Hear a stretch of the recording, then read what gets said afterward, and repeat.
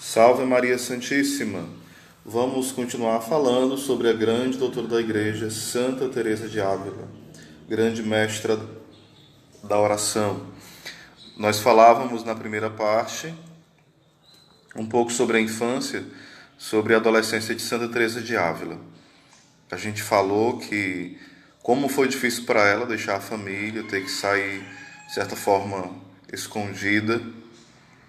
E o texto que fala sobre a vida dela, o livro que vai comentando, que não é a autobiografia, mas é uma biografia que fala sobre ela, vai falando que Santa Teresa, ela começou a pesar as seguintes questões: é melhor ir para o céu a custas penas, ou é melhor ter uma vida de gozo neste mundo, de prazeres, e ir para o inferno? E ela chegou à conclusão que preferia viver um purgatório nesse mundo, mas ir para o céu, do que viver os gozos desse mundo tão passageiros e ir para o inferno. E aos poucos, cada vez mais ela vai se apaixonando pela vida monástica. E o texto fala que foi um casamento de conveniência, porque convinha a Teresa, era mais sensato, era mais sábio ser monja do que viver no mundo e correr o risco de se perder. Claro que é o chamado pessoal dela. Você, eu, temos um chamado em específico, em especial. O pai de Santa Teresa de Ávila, que ele também relutou para que ela fosse ser monja, melhor dizendo. Depois ele foi até o mosteiro tentar convencer que ela deveria voltar, mas Santa Teresa, muito decidida, muito firme, com a sua determinada determinação, e que tinha pavor das determinaçõezinhas, como ela vai falando, né? Convenceu ele que de fato ela deveria ficar.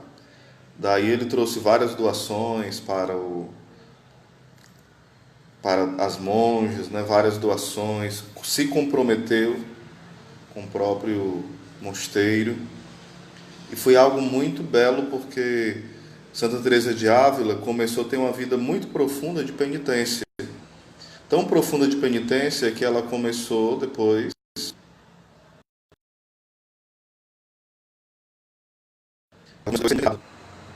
e teve um certo dia que, por tanta admiração que começaram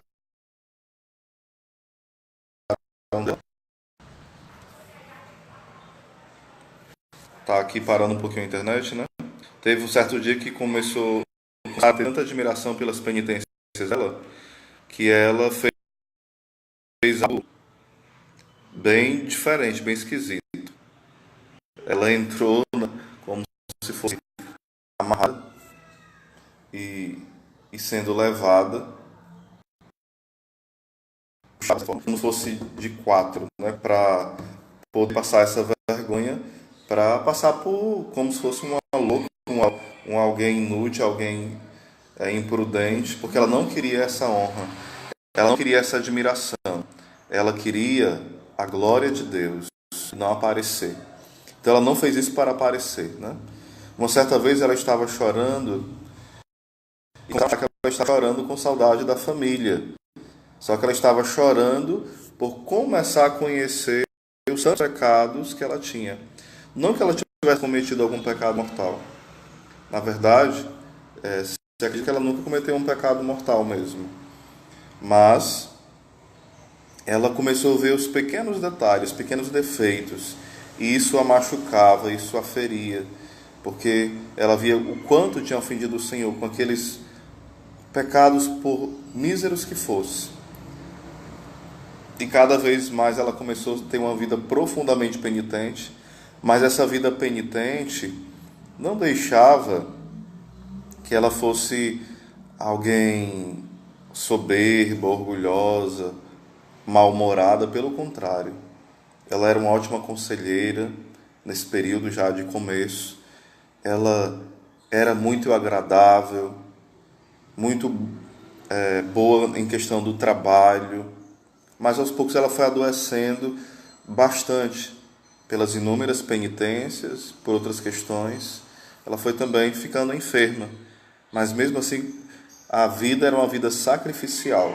E ela não tinha chegado ainda nesse grau de oração, ainda que são os 20 anos que antecediam, né, esse grande momento onde ela vai se tornando essa grande mestra da oração.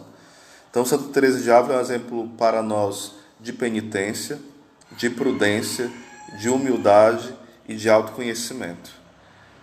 Tente conhecer um pouquinho mais da vida de Santa Teresa de Ávila, em especial esses 3 livros. O livro da vida, que é uma autobiografia dela, o Caminho de Perfeição, onde ela vai ensinando às suas irmãs o caminho da oração e vai explicando o Pai Nosso de forma bem simples e profunda. Depois o livro das Moradas, o Castelo Interior, onde ela vai mostrando esse mover de Deus dentro desse castelo, que é a alma, e vai mostrando como isso acontece. E ela vai mostrando essa realidade do organismo espiritual, não como uma teóloga, mas como alguém que foi chamada e por obediência ela vai descrevendo essa ação da graça na vida dela, na sua alma, e ela vai ensinando esse caminho às irmãs também. Então, esses 3 livros são os principais. Também tem o livro Fundações, melhor dizendo, e tem vários outros que você pode se deliciar com as obras completas de Santa Teresa de Ávila. Eu indico aqui o livro da edição Loyola, Obras Completas, mas tem várias outras edições. Aqui no Brasil, a melhor edição é a da Loyola e a edição do Carmelo. Essas são as 2 melhores edições sobre Santa Teresa de Ávila, contendo aí as